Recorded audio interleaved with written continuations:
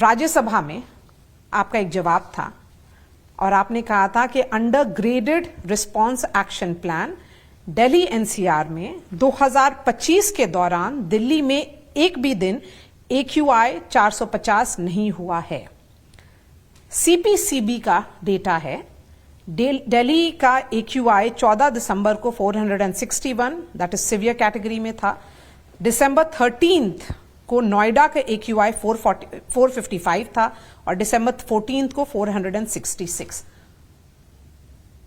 तो ऐसे ये डेटा को कैसे देखेंगे आप भी सही हैं, मैं भी सही हूं।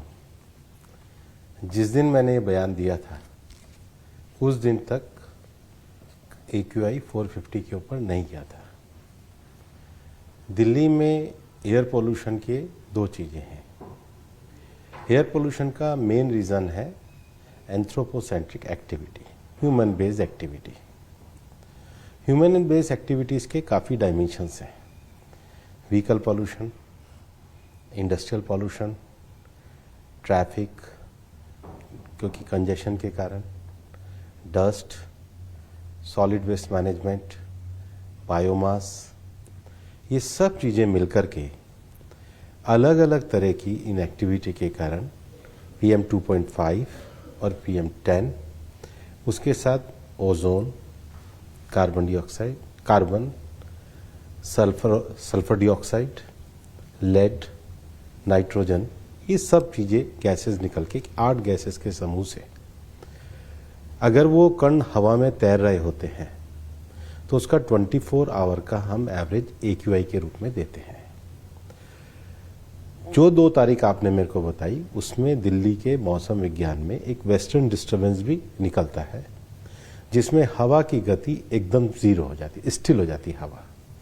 तो ये जो पर्टिकुलेट होते हैं ये हवा में ही स्थायी हो जाते हैं और जब ठंड पड़ती है तो ये जमे रहते हैं।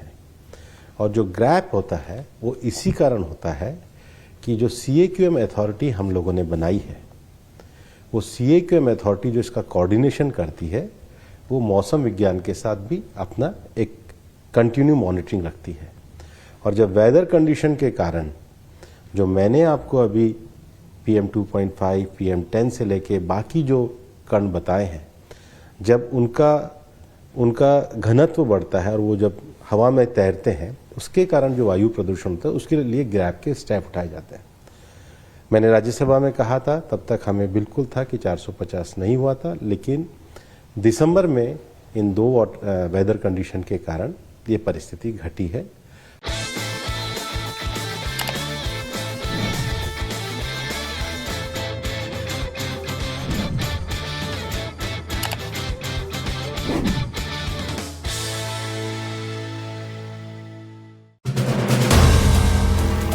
If you like the video, do like, comment, share and subscribe.